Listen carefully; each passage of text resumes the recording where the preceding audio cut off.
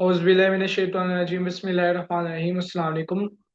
मेरा नाम Farhan Jafar e commerce वाला है और मैं रेहान स्कूल इस्लामाबाद कैंपस में लेवल 1 का स्टूडेंट हूँ। जैसा कि आप सबको पता है, मैं जब भी आता हूँ एक न्यू इंटरव्यू के साथ आता हूँ और एक नए गेस्ट के साथ आता हूँ। तो आज हमारे साथ खुबैब औरंगज़ेब बिजनेस वाला मौजूद है। आज हम इनकी लाइफ जर्नी के बारे में जानेंगे और इनके रेहान स्कूल की एक्सपीरियंस के बारे में जानेंगे। तो चलिए शुरू करते हैं। अस्सलाम वालेकुम खुबैब। वालेकुम सलाम। खुबैब, सबसे पहले आप अपना छोटा सा एक इंट्रोडक्शन करवा दें हमारे व्यूवर्स को, ताकि वो आपको जान सकें। ओके, बिस्मिल्लाहिर्रहमानिर्रहीम। अस्सलाम वालेकुम। My name is Subaba Niswala and I'm a trans school Islamabad campus। Basically मैं पेशावर से हूँ, लेकिन अभी हमें 6 से 7 ईयर्स हो चुके हैं इधर इस्लामाबाद शिफ्ट में। बहुत अच्छे खुबैब। तो खुबैब, सबसे पहले आप ये बता दो कि आप रेहान स्कूल से पहले कौन से स्कूल में पढ़ते थे और आपने रेहान स्कूल को किस वजह से ज्वाइन किया। रेहान स्कूल से पहले मैं स्कूल में पढ़ता था जिसका नाम था Chris and Bahria education system school. तो मैंने फिर उसके बाद मैंने जो है उसको छोड़ दिया क्योंकि उसमें सही नहीं पढ़ाया जाता था। फिर मैं चला गया एक एकेडमी ट्यूशन। उसमें मैंने 4 क्लास पढ़ी। 4 क्लास के बाद मैं फिर रेहान स्कूल का अब्बू ने रेहान स्कूल के बारे में जाना, रेहान स्कूल में विजिट किया। तो फिर उनको ये स्कूल अच्छा लगा और फिर उन्होंने मेरा यहाँ पे बहुत अच्छे। तो आपको कितने अरसा हो गया इस स्कूल में पढ़ते हुए। मुझे 8 से 9 महीने हो चुके हैं। माशाल्लाह, आपने इन 8 से 9 महीनों में क्या कुछ चीजें सीखी हैं रेहान स्कूल से। आपको क्या नॉलेज गेन हुआ है जो आपके पास पहले नहीं मौजूद था।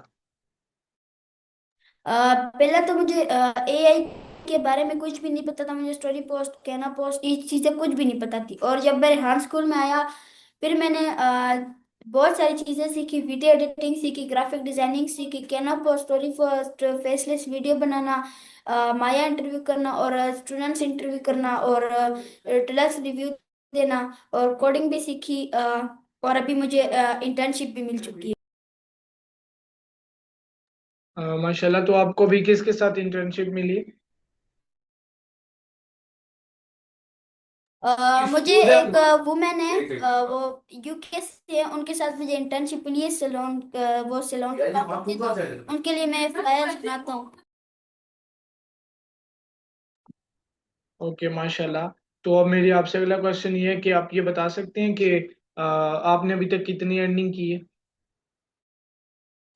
मैंने वैसे अभी तक 2000 अर्निंग की है और जो इंटर्नशिप की है वो है $100 की।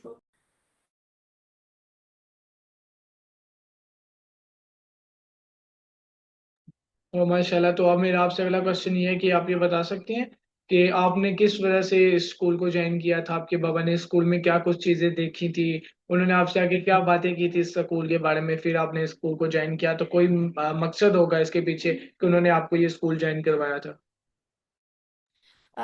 ये स्कूल ज्वाइन कराने का मकसद ये था कि मुझे पहले एआई के बारे में कुछ भी नहीं पता था। एआई के बारे में मुझे पहले कुछ भी नहीं पता था। एआई को मैं जानता भी नहीं था कि एआई होता है किस तरह और क्या होता है। तो फिर मैंने अपने फेसबुक पोस्टर देखी रेहान स्कूल इस्लामाबाद कैंपस की। फिर वो मैंने खुद विजिट किया रेहान स्कूल में। उनको ये स्कूल अच्छा लगा क्योंकि ये एआई का भी स्कूल था और वैसे ही यहाँ पे वो तालीम नहीं कराई जाती जो दूसरे स्कूलों में कराई जाती है। और ये एआई का स्कूल है तो इसीलिए मेरे वालिद ने यहाँ पर मेरा दाखिला कराया। माशाल्लाह, ये तो बहुत अच्छी बात है। तो अब मेरा आपसे अगला क्वेश्चन ये है कि ये रेहान स्कूल में वाला वाली का क्या कॉन्सेप्ट है और आपने अपने नाम के साथ ये बिजनेस वाला लगाया हुआ है। तो ये आपने किस कॉन्सेप्ट की बिना पर लगाया है। वाला वाले का ये कॉन्सेप्ट है कि हम जो भी वाला या वाली चूज करते हैं तो आगे जाकर हमने उसी वाला पर अपना स्टार्टअप शुरू करना होता है। और मैंने बिजनेस वाला इसलिए लगाया क्योंकि मुझे बिजनेस में इंटरेस्ट है और बिजनेस में बहुत सारे बिजनेस होते हैं। तो उसमें मुझे अच्छा लगता है इंजीनियरिंग।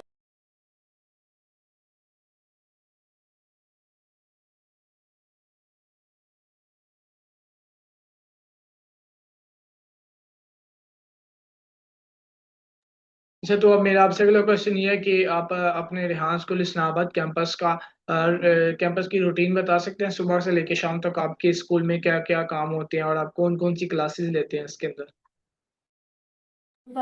जी बिल्कुल, मैं आपको बता सकता हूँ। हम पहले आते हैं रेहान स्कूल इस्लामाबाद कैंपस में। 8:30 पर हमारा स्कूल लग जाता है। हम पहले आते हैं, चेक इन करते हैं, फिर उसके बाद हमारी योगा मेडिटेशन और दुआ होती है। उसके बाद सब अपने क्लासेस में चले जाते हैं सारे स्टूडेंट। फिर क्लासेस में जाकर हमने हमने अपने टास्क करने होते हैं। पहला टास्क रिव्यू करना और माया करना। फिर आगे हम करते हैं कैना पोस्ट, स्टडी पोस्ट, मतलब एक ही हमारा पेज होता है जिसमें सारे टास्क बताए होते हैं कि कितने टास्क करने हैं। फिर 11 बजे ब्रेक होती है। 11:30 हमारी एक क्लास होती है अर्निंग की और योगा एंड मेडिटेशन की, वो हम लेते हैं। फिर 1 बजे हमारी छुट्टी हो जाती है। तो आप 1 बजे के बाद ऑनवर्ड अपने घर में क्या काम करते हैं वहां पर, या फिर फ्री रहते हैं आप। घर में फ्री नहीं रहता। मैं घर में काम करता हूँ। पहले जाता हूँ, नमाज पढ़ता हूँ, फिर खाना खाता हूँ। फिर उसके बाद हमारे ट्यूशन वाले सारे जाते हैं, ट्यूशन पढ़ता हूँ। फिर उसके बाद ट्यूशन से छुट्टी होती है तो फिर ट्यूशन का होमवर्क होता है, वो करता हूँ। फिर उसके बाद असर का टाइम हो जाता है तो नमाज पढ़ लेता हूँ। फिर उसके बाद जो काम रह जाता है ट्यूशन वाला वही कर लेता हूँ। और फिर मगरिब की अजान हो जाती है। मगरिब की नमाज पढ़कर हमारी 6 बजे फॉरनर इंटरव्यू क्लास होती है, वो करता हूँ, वो लेता हूँ।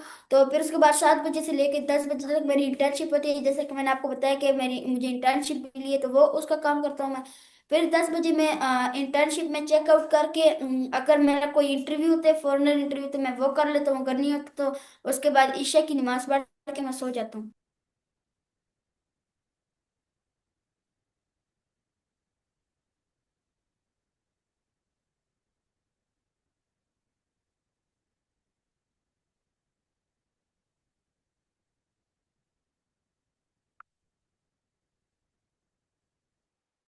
अच्छा, मेरा आपसे अगला क्वेश्चन ये है कि आप ये बता सकते हैं कि ये फॉरेनर इंटरव्यू से हमें क्या फायदा मिलता है, और आपके अभी तक कितने फॉरेनर इंटरव्यूज कंप्लीट हो चुके हैं, और क्या मुश्किलें पेश आती हैं अगर किसी फॉरेनर को ढूंढे और उसके ऊपर टाइम लगाएं, तो कब कितनी देर में आपको एक फॉरेनर मिल जाता है इंटरव्यू के लिए।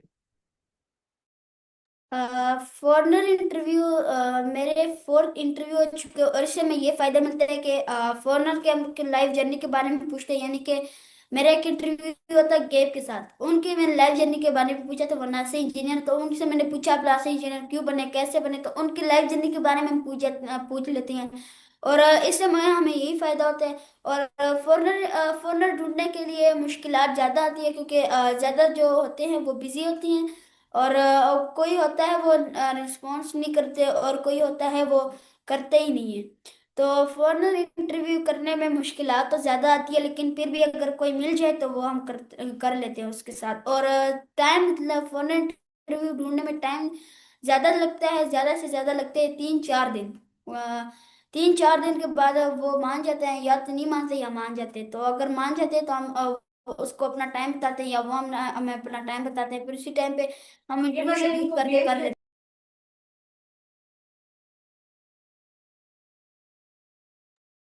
ओके, आपने बहुत अच्छा जवाब दिया। तो अब मेरा आपसे अगला क्वेश्चन ये है कि आप ये बता सकते हैं कि ये कैनवा पोस्ट, स्टोरी पोस्ट, जो आप रोजाना की रूटीन में करते रहते हैं, तो आपको इन टास्क में से सबसे ज्यादा अच्छा टास्क आपको कौन सा लगता है, और वो कौन सा ऐसा टास्क है जिसमें आपको बहुत ज्यादा बोर होना पड़ता है या फिर आपको मजा नहीं आता उस टास्क को करते हुए। हैं।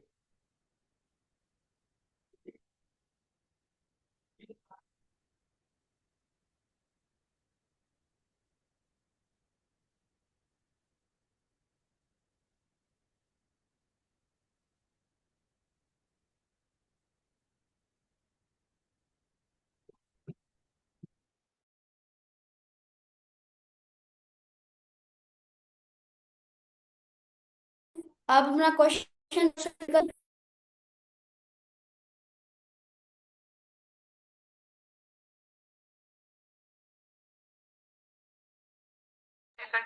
जी, मैं आपको दोबारा से सवाल पूछूं। अच्छा, तो मेरा जी आपसे आप सवाल ये था मेरा आपसे सवाल ये था कि आपको इन टास्क में से सबसे ज्यादा अच्छा कौन सा टास्क लगता है, और वो कौन सा ऐसा टास्क है जिसको आपको करने में बहुत ज्यादा मुश्किल पेश आती है। वैसे तो न्यू स्टूडेंट्स को सारे टास्क में मुश्किल आती है, लेकिन वो आहिस्ता आहिस्ता सीखने लग जाते हैं। सीखने के बाद उसको सारे टास्क खुद ही आ जाते हैं। अभी मुझे तो किसी टास्क में मुश्किल नहीं आती, मैं सारे टास्क का। और मुझे जो टास्क मुझे अच्छा लगता है वो मुझे अच्छी लगती है। कोडिंग मुझे सबसे ज्यादा लगता है। कोडिंग में मैं सॉफ्टवेयर बनाता हूँ। कोडिंग से हम बहुत सारी चीजें कर सकते हैं, बहुत सारी गेम्स बना सकते हैं और बहुत सारे सॉफ्टवेयर बना सकते हैं, एप्स बना सकते हैं। तो मुझे सबसे ज्यादा अच्छा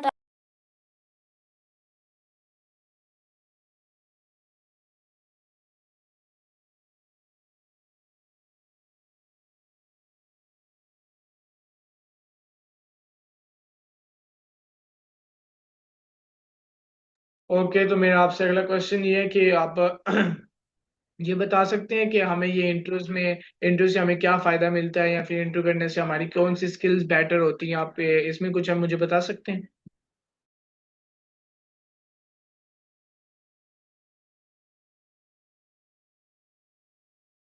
टास्क है।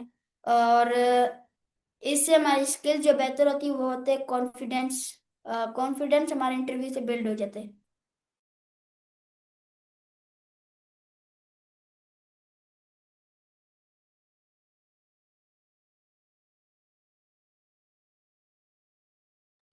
ओके, कॉन्फिडेंस लेवल बिल्ड होता है, बहुत ज़्यादा अच्छी बात।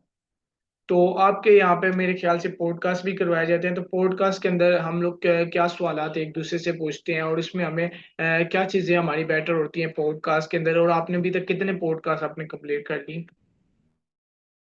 पॉडकास्ट वैसे हमारा डेली का टास्क नहीं होता, लेकिन फिर भी कोई कोई जो बच्चे होते हैं वो कर लेते हैं और उसमें पूछते हैं सवालात के बारे में, क्या कॉन्सेप्ट है, आपने रेहान स्कूल क्यों ज्वाइन किया, किससे ज्वाइन किया, कैसे पता चला रेहान स्कूल के बारे में।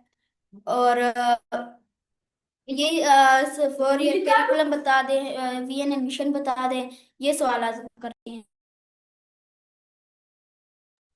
ओके, गुड, बहुत ज़्यादा अच्छी बात की आपने। तो अब मेरा आपसे अगला क्वेश्चन ये है कि आप रेहान स्कूल का 4 ईयर कैरिकुलम के बारे में हमको हमें कुछ बताएं, क्योंकि व्यूअर्स अक्सर पूछ रहे हैं कि इन 4 सालों में हम लोग क्या करते हैं। तो आप इन 4 सालों को एक ज़रा डिटेल फॉर्म में बता दें कि हम इसके कैरिकुलम के बारे में बताएं, ताकि हर पेरेंट्स ये बात समझ सके।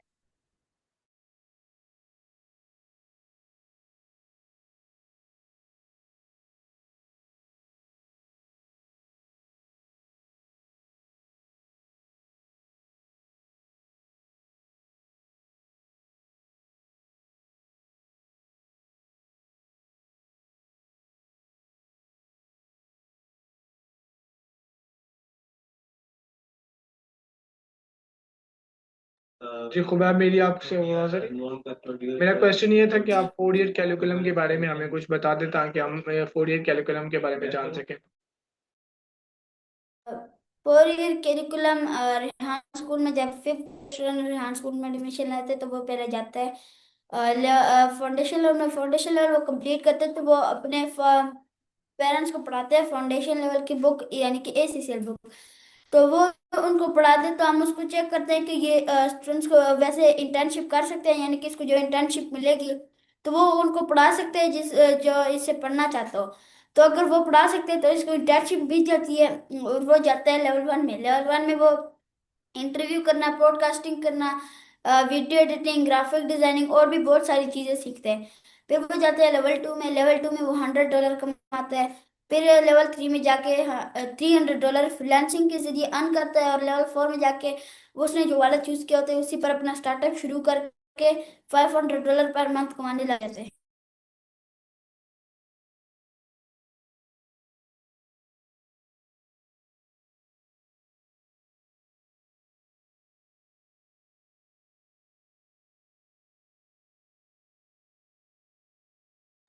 ओके, बहुत ज़्यादा अच्छी बात। तो मेरा आपसे अगला क्वेश्चन ये है कि आप अपनी कौन सी थी फेवरेट कंट्रीज, कौन सी थी फेवरेट सिटीज, एंड कौन सी थी फेवरेट कलर्स, और कौन सी थी फेवरेट पर्सनालिटीज के बारे में मुझे कुछ बता सकते जी, मेरी 3 फेवरेट कंट्रीज है जापान, चाइना और पाकिस्तान। और 3 फेवरेट सिटीज हैं लाहौर, पिशावर और इस्लामाबाद। और 3 फेवरेट पर्सनैलिटीज हैं हज़रत मोहम्मद सल्लल्लाहु अलैहि वसल्लम एंड माय पेरेंट्स।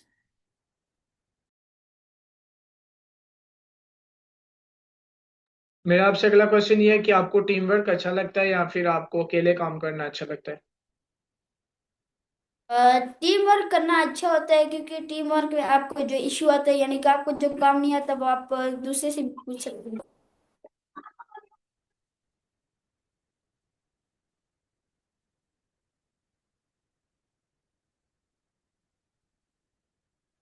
ओके, बहुत ज़्यादा अच्छी बात। अच्छा, तो मेरा आपसे अगला क्वेश्चन ये होता है कि आपको अगर स्टडीज़ ऑनलाइन करनी पड़े तो आप फिजिकल को चूज़ करेंगे या ऑनलाइन स्टडीज़ को चूज़ करेंगे? आप इन दोनों में से फ़ायदा भी बता सकते हैं और नुकसान भी। एआई का नुकसान और फायदा। एआई का नहीं, मैं आपसे पूछ रहा हूँ अगर बंदा ऑनलाइन स्टडी करे और फिजिकल स्टडी करे तो क्या नुकसान और उनको फ़ायदा मिल सकता है? ऑनलाइन के बारे में तो मुझे ज्यादा कुछ पता नहीं है, लेकिन ऑनलाइन में मेरे ख्याल से शायद योगा एंड मेडिटेशन नहीं कराई जाती, ओसुजी नहीं कराई जाती, और यहाँ पर हमारी 1 बजे होती थी नमाज, वो भी शायद नहीं कराई जाती। और ऑनलाइन में ज्यादा चीजें नहीं कराई जाती होंगी, क्योंकि ऑनलाइन में यानी कि ये फिजिकल चीजें नहीं करा सकते। ऑनलाइन वो क्लास होती है, उसमें फिजिकल चीजें करना मुमकिन नहीं है। और फिजिकल में जो करते हैं वो सारी चीजें स्कूल में हो जाती है, यानी कि जो भी टास्क होते हैं, सुजी, नमाज और कुरान की क्लास, जो भी क्लासेस होती है सारी फिजिकल स्कूल में हो जाती है। और ऑनलाइन में मुमकिन नहीं है ऐसी चीजें करना, यानी कि ओसुजी हो गई ऑनलाइन क्लास में, और बहुत सारी चीजें हो गई हैं ऑनलाइन क्लास में करना मुमकिन नहीं हो सकता। अच्छा, तो मेरा आपसे अगला क्वेश्चन ये है कि आपको आपके दोस्त कौन सा ऐसा अच्छा लगता है जिसके अंदर खूबियां, आपको उस दोस्त की खूबियां बहुत ज्यादा पसंद हो कि वो इन चीजों में बहुत ज्यादा माहिर है, या फिर उसकी कोई ऐसी खूबी जो आपको बहुत ज्यादा अच्छी लगती हो? मुझे तो सारे दोस्त अच्छे लगते हैं, लेकिन एक है जुल्करनैन भाई और अवैस भाई, ये मुझे सही मतलब अच्छे लगते हैं, लेकिन इनकी आदतें मुझे अच्छी नहीं लगती, क्योंकि ये आगे से बदमाशी भी करते हैं, और फिर आगे से जो है ये बात में नहीं मानते। और मुझे सारे दोस्त अच्छे लगते हैं।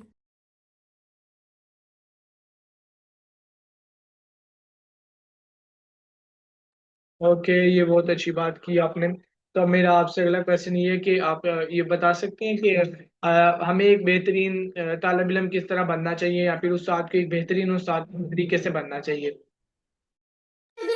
बेहतरीन दोस्त किधर जाओगी, ठीक है, जो झूठ ना बोले, किधर जाओगी, और उसमें उसकी खूबियां अच्छी हों, यानी कि वो बात माने और आगे से बदतमीजी ना करे।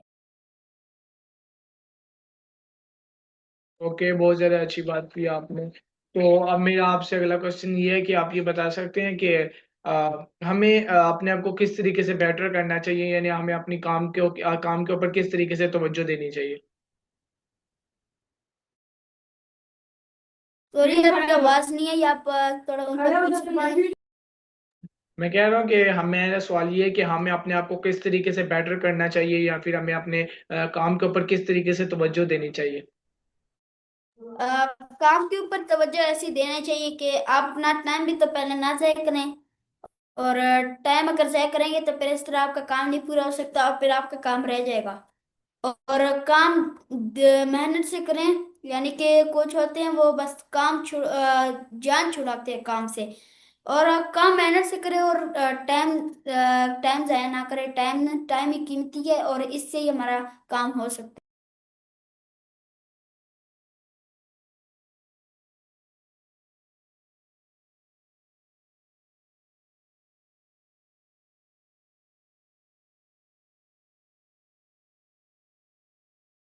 अच्छा, तो मेरा आपसे अगला क्वेश्चन ये है कि आप हमारे व्यूवर्स को एक लास्ट एडवाइस दे दें। है। जी, मेरा आपके व्यूवर को लास्ट एडवाइस ये है कि वो अपना टाइम ज़ाया ना करें, अपना टाइम पे काम करें, और रेहान स्कूल में एडमिशन ले, जिनको फिजिकल स्कूल में जिनको दूसरे स्कूलों में इंटरेस्ट नहीं है, वो रेहान स्कूल में आए और यहाँ पे अपनी स्किल दिखाएं, ये स्किल सीखें। और बहुत शुक्रिया। तो व्यूअर्स, ये था आज का हमारा इंटरव्यू खुबैब औरंगजेब लिखने वाला के साथ।